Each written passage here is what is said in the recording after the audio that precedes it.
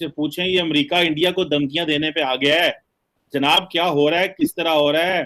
वो कह रहा है कि ऑयल ना लें, गलती ना करें, तारीख जो है वो गलत तारीख की किताबों में अच्छे तरीके से जाने जाएं।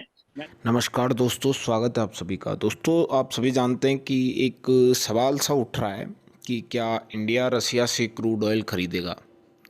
तो मैं तो समझता हूँ दोस्तों कि बिल्कुल हमें ख़रीदना चाहिए, क्योंकि अगर रसिया हमें डिस्काउंटेड रेट पे कोई चीज़ दे रहा है तो हमें लेनी चाहिए, क्योंकि वो हमारी इकोनॉमी के लिए अच्छी है, हमारी लोगों के लिए अच्छी है।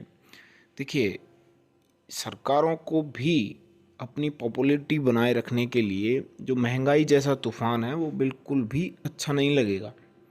तो मैं समझता हूँ कि वो बिल्कुल लेना चाहिए। पेट्रोल अगर महंगा मिलता है हमें, तो हमारे देश में महंगाई बढ़ेगी। महंगाई की वजह से सरकारों के खिलाफ लोगों का गुस्सा बढ़ता है, जिससे देश को नुकसान होता है।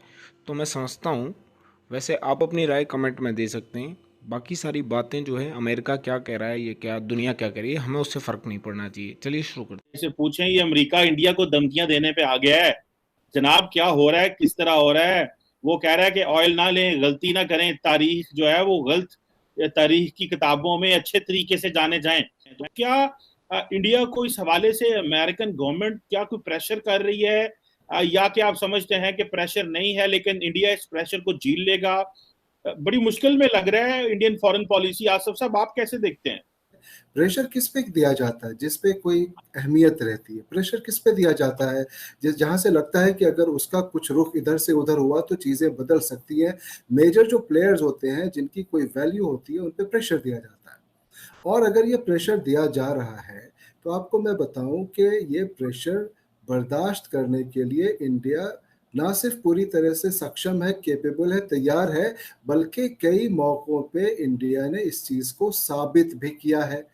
अब आपको मैं इस खास प्रेशर की बात बता दूं कि अमेरिका ने अगर ये बात कही है, मैं भी देख देख रहा था, पढ़ रहा था उन तमाम चीज़ों को। उसमें यह है कि रशिया ने एक प्रपोजल दिया, ऑफर दिया है कि हम जो क्रूड ऑयल आपको देंगे वो लगभग आपको, अगर बाहर से जितने भी प्राइस में मिल रही है, हम लगभग $25 कम करके देंगे। अब आप बताएं कि कोई भी मुल्क है जिसको अगर इस तरीके का ऑफर मिलता है, उससे हमारे नेशनल इंटरेस्ट में कोई बात होती है, वहां लोगों का फायदा हो सकता है। और साथ साथ मैं आपको बताऊं, जो सैंक्शंस लगाए हैं ना अमेरिका ने अभी, ये उसका वायलेशन भी नहीं है। अगर जो हिंदुस्तान या दूसरे और भी मुल्क ममालिक हैं, वो अगर वो क्रूड ऑयल खरीदता है तो इससे उस सैंक्शन का कोई लेना देना है नहीं।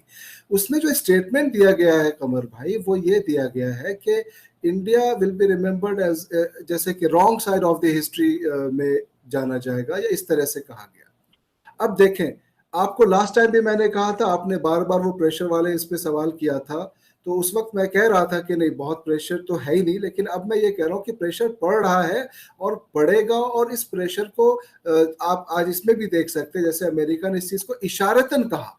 तो इसको कहते हैं कि आप कोई ऐसा कोई सैंक्शन आप नहीं देख पा रहे हैं, या ऐसा कोई बोल्ड स्टेप कोई आप नहीं देख पा रहे हैं, या ऐसी कोई चीज जिससे लगे कि भाई, जैसे आपके पाकिस्तान के कॉन्टेक्स्ट में आपको मैं बताऊं कि अमेरिका से कितने सालों तक दोस्ती रही, और अभी कैसे इसका हमने कई बार जिक्र भी किया कि वहां के प्रधानमंत्री फोन तक का इंतजार करते रहे, और कई जगहों पे इसकी मिसालें दी गई। तो प्रेशर वो होता है कि आप बिल्कुल पूरी तरह से इग्नोर कर देते हैं। प्रेशर वो होता है कि आप बिल्कुल आइसोलेशन में डाल देते हैं। प्रेशर वो होता है कि आप सैंक्शन लगा देते हैं। लेकिन ये जो प्रेशर अभी पड़ रहा है, तो मैं बताऊं कि इससे बड़े बड़े प्रेशर भी अगर पड़ जाएं तो भी हिंदुस्तान जो है वो बहुत ही आसानी से अपनी फॉरेन पॉलिसीज के बेस पे इन चीजों को डील कर सकता है, और करता रहा है। इसकी मैं मिसाल आपको ऐसे दूं कि कुछ दिनों पहले जब S-400 की खरीदारी हुई थी, तो हर जगह पे ये बात आ गई थी।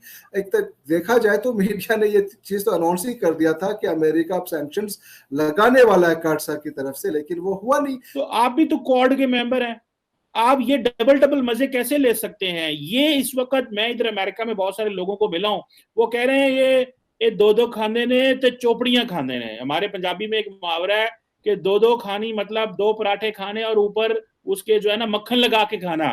रशिया से भी यारियां मोदी जी ने लगाई हुई हैं, क्वाड में भी मजे आ रहे हैं। ये क्वेश्चन है, दो दो और चोपड़ियां, ये किस तरह मतलब मुमकिन होगा? पहले तो आपके ऊपर प्रेशर आ सकता है, तो दो दो और चौपड़ियां तो वो वेस्टर्न जो, या जिन लोगों को मैं मिला हूं यहाँ पे, और खासकर क्योंकि पॉलिटिक्स के हवाले से बात होती है, तो वो कह रहे हैं कि India can't sustain this, India को अपना कोर्स करेक्शन करना पड़ेगा, क्योंकि बाकियों ने भी करना शुरू कर दिया है अगर इंडिया ने लॉन्ग टर्म वेस्ट से मदद लेनी है। तो आप कैसे देखते हैं? कमर भाई, आपके सवाल में एक बहुत बड़ा अच्छा सा जवाब भी मुझे दिखा कि आपने कहा कि दो दो पराठे या दो दो चीज वो एक साथ कैसे एंजॉय कर सकता है, रख सकता है।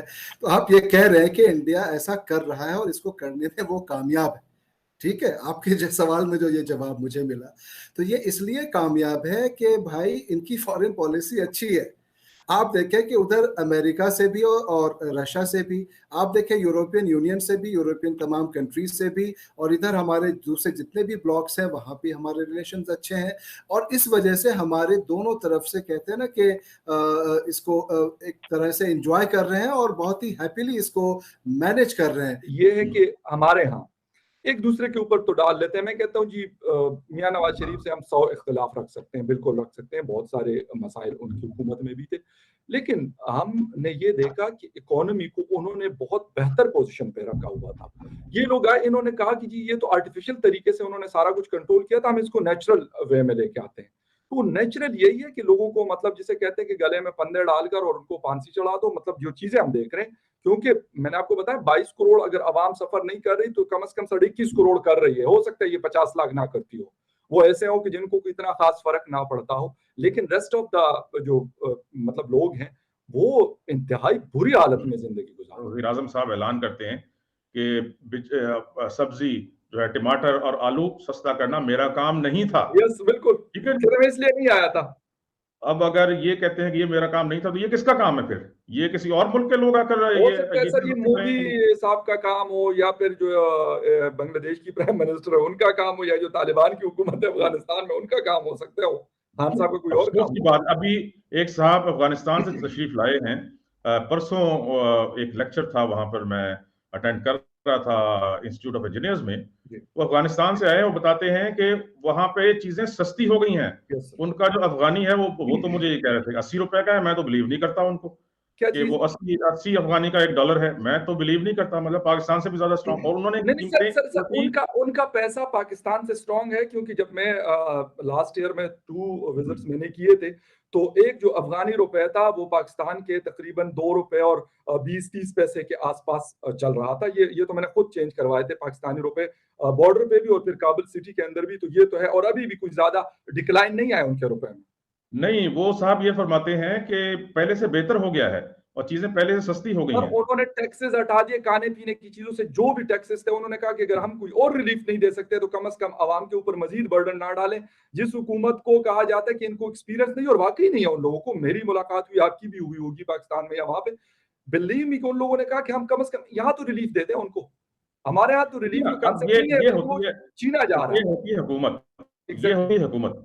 दूसरी तरफ आपका वजीर आजम आपको 3.5 साल ये कहता रहा कि मुझे रात को नींद नहीं आती कि इस मुल्क में इतनी महंगाई हो गई है, और जब इन्होंने ये देखा कि इनसे महंगाई कंट्रोल नहीं हो रही है तो अब ये खड़े होकर बयान दे देना कि जी आवाज देना शुरू कर दिया सर, तो ये किसका काम है? इस वक्त देखें, जो चिकन है वो सबसे सस्ती एक प्रोटीन की जो थी ना, एक चीज थी जो कि गरीब आदमी भी या मिडिल क्लास इस्तेमाल करता था, उसकी कीमत में 100% इजाफा हो चुका है पिछले 1 महीने में। जी। और इसी तरीके से जो बाकी चीजें हैं उसमें खाने पीने, आप सिर्फ खाने पीने की चीज देखें। अच्छा, ये चीजें इंपोर्ट नहीं होती, जो चीजें पाकिस्तान में बनती हैं उनकी कीमतों में जब इजाफा होता है, फिर ये कहना खड़े होकर कि मेरा काम नहीं। तो तुम्हारा क्या काम है? सिर्फ रुपए को गिराना तुम्हारा काम है? सिर्फ जो है डॉलर को गिराना तुम्हारा काम है? तुम्हारा काम